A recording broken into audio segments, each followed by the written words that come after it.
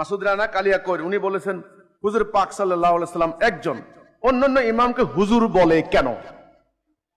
এটা একটা তো খুব সাংঘাতিক প্রশ্ন করেছেন, এটা আমারও তো প্রশ্ন। মাওলানা, মাওলানা মানে আমাদের প্রভু, আনতা মাওলানা ফানসুরনা আলাল কাউমিল কাফিরিন। আল্লাহ বলেন মুমিনদেরকে দোয়া করার জন্য, হে আমাদের প্রভু মাওলানা, তিনি কাফেরদের বিরুদ্ধে তুমি আমাদেরকে বিজয় দাও। আনতা মাওলানা ফানসুরনা আলাল কাউমিল কাফিরিন।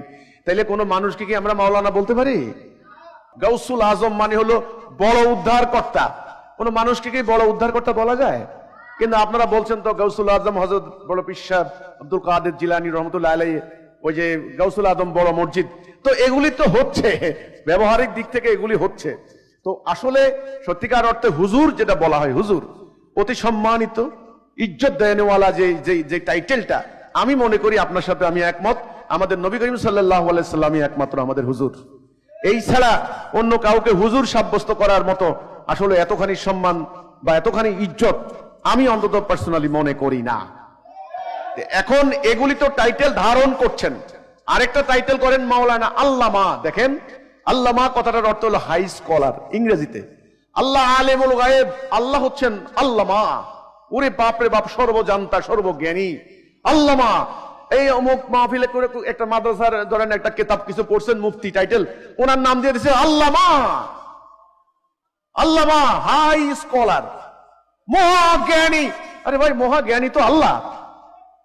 তো এখন এগুলি তো আপনারা আল্লাহর টাইটেল গুলা নিয়ে নিয়ে নিয়ে নিয়ে আর একটা বাদ আছে, আল্লাহ, আমি আল্লাহ, এটা বলার বাকি আছে। আর কারণ এখন একটা জিনিস করছে কি, আল্লাহর হুকুম মানা লাগবে না, আমরা যা বলবো তা, এই ধারণা জনগণের মধ্যে দিল কিনা?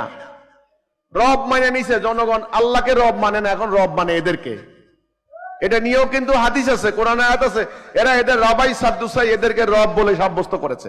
কেন, কিভাবে রব মানে হলো আল্লাহ যে হুকুম দিয়েছেন, আল্লাহর হুকুম মানবে না, এই ধর্ম ব্যবসায়ীরা যে হুকুম দিয়েছেন এরা সেটাই মানবে।